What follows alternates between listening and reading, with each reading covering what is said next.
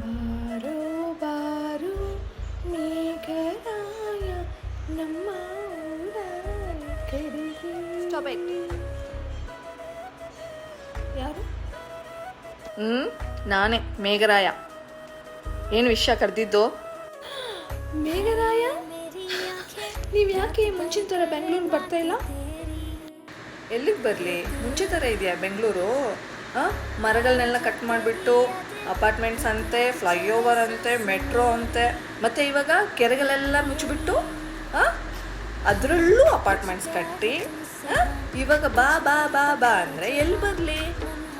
ಎಲ್ಲಿ ಬಿದ್ದಿರಲಿ ನಾನು ಬಂದು? ಹೇಳೋ.